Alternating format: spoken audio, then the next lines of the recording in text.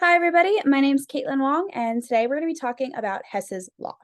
So, Hess's law at its core is basically a rule and consistency, meaning that if you are able to find a way that reaction A and reaction B can cancel out one another to form reaction C, or this target reaction up here, you can use their respective enthalpies to find the change in enthalpy for the target reaction.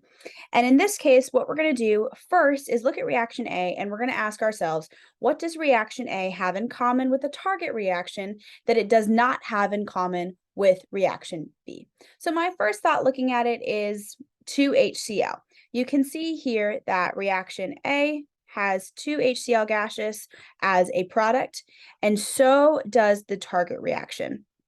So we're going to go ahead and rewrite reaction A down here. So H2 gaseous plus Cl2 gaseous to 2HCl gaseous.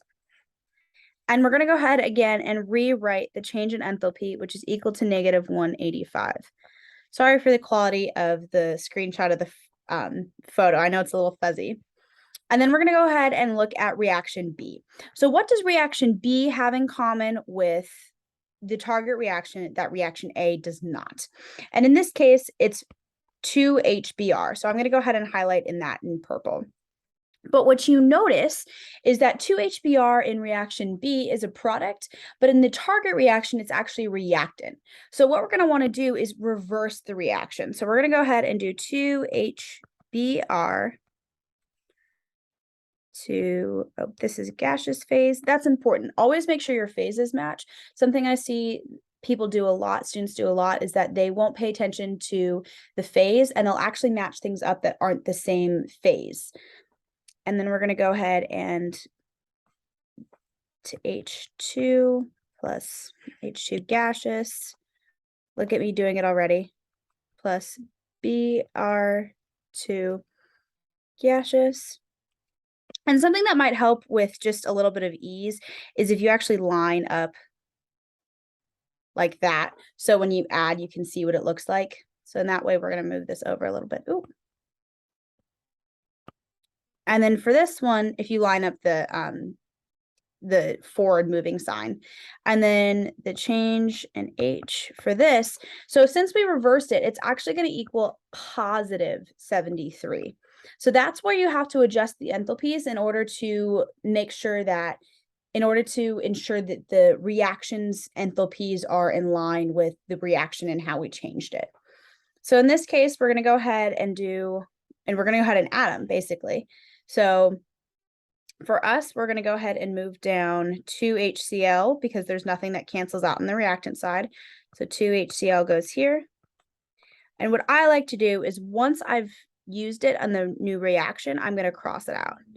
And then if you notice here, we've got an H2 on the products and an H2 on the reactants as well. So those two aren't going to carry on to the following equation. And then we're going to have a sign here. Plus Br2 gaseous. And then this is going to be Cl2 gaseous plus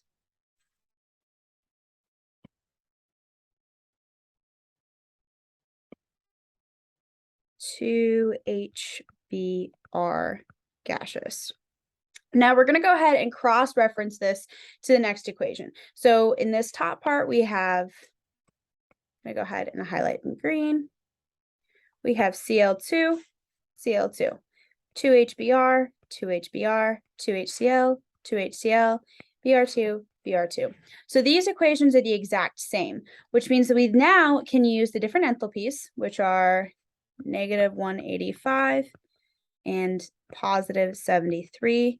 We're going to go ahead and add those together to give us our final enthalpy, change in enthalpy for the target reaction.